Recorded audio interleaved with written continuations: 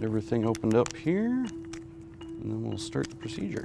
And for the record, in terms of a pain scale, if you can compare it to something. Probably more like a bee sting.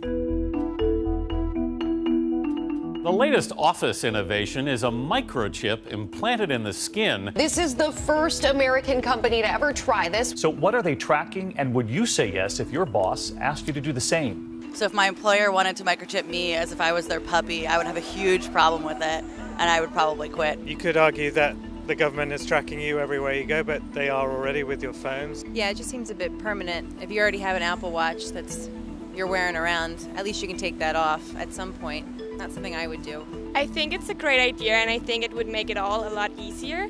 I just think that you have to back it up with maybe some doctors saying it's good for your health, and then I think I would do it. 3 Square Market is a company working on one of the biotech advances at the forefront, implantable RFID or radio frequency ID microchips. The tech has been around for decades, used to track pets, packages, and livestock, but now the Wisconsin-based company is trying to make the implants mainstream.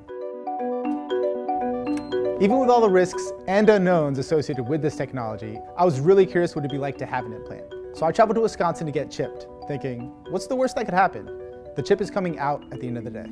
And the RFID chip is already inside there. Yes. And it's a little bit larger than a grain of rice. Correct. Jasmine rice, I think.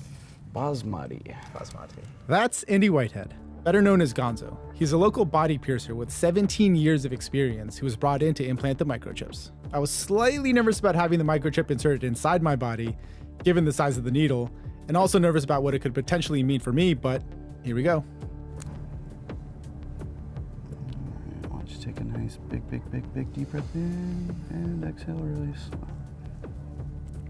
And there we go. It's in there. It's in there. Pretty quick and easy. I feel like a cyborg. Here you go, you're a proud member now. Indeed, part of the club. Just like that, I was part of a small group of people on Earth pushing the boundaries of what it means to be human. And within minutes, I was meeting with their tech team to get my chip programmed.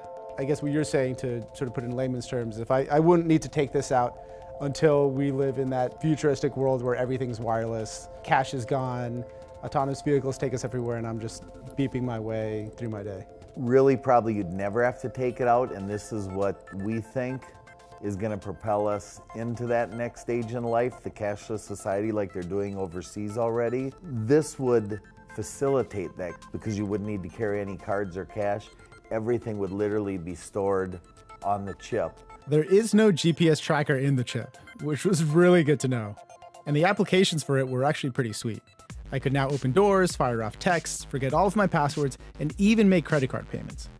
I started to wonder, is it worth getting this thing removed? And what I'll do is I'll set yours up so that I can make a phone call off of it right now.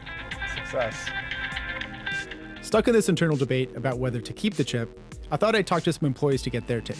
One who has the chip and another who opted out. You know, I wasn't opposed to it, but they had so many people that wanted the chip that I felt I would just wait for a few months and see how everybody reacted to it, if anybody got sick from it, if anybody got infections, any of that stuff. And it's everybody that has gotten one has been just doing just fine on it. You got chipped on your very first day. I guess the number one question I have is why? Like, why did you feel you had to do it besides seeing everyone else? So I found out through social media that the company that I was moving from Colorado to come to Wisconsin to work was optionally microchipping their employees. It sounds really futuristic and bizarre. And at first I wasn't gonna do it. And how much information did you have? Did you know that you could open doors? Sure, but how much information do you have about the chip in general? All of the questions that the news were asking, all the questions the employees were asking, all the right questions, the nitty-gritty questions were there.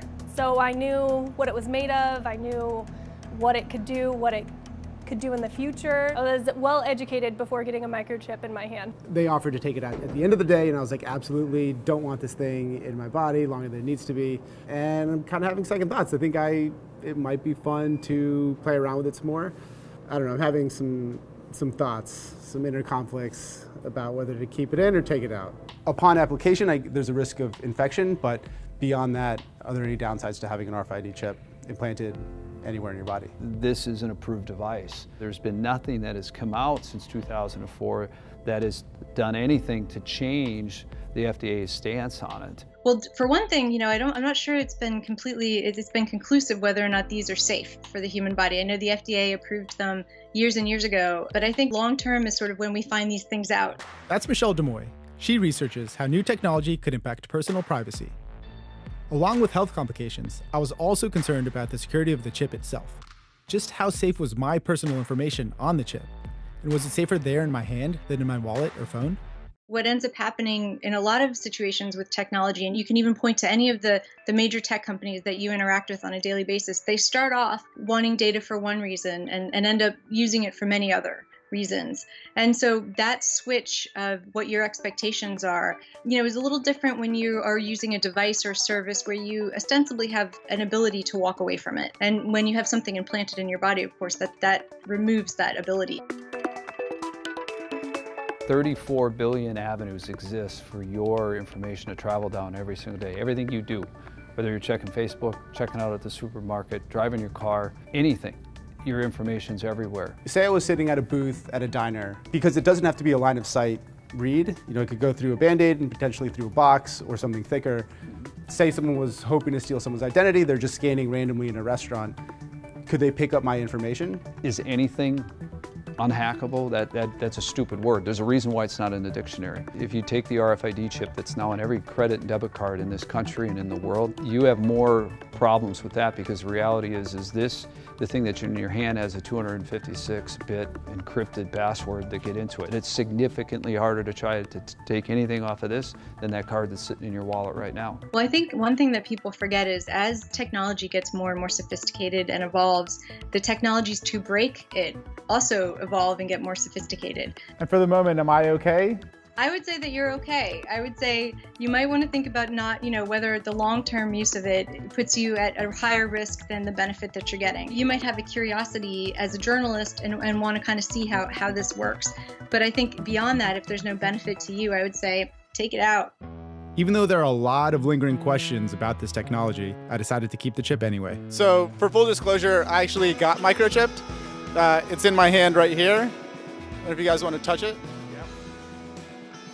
God, why would you do that? Truth is, the potential of this technology is vast. It's being tested for security checkpoints and military bases. Doctors are using it to better track patient health data. In Sweden, chipped residents are using it to pay for things, like their train commute. And it could even help make the smart guns we've seen in movies like Skyfall a reality. Encoded to your palm print so only you can fire it. On the regulation side of things, what would you say to lawmakers about the benefits of biohacking and potential risks? Like, what would you say a lawmaker who's just finding out about biohacking and people implanting different things and trying sort of CRISPR and gene mutation? What's your message to them? It's basically what you don't know. And the only way to find out something about this is compared to the driverless cars and other things that are far-fetched, is we need to experiment with it. We need to see what the benefits are before we really judge it either way.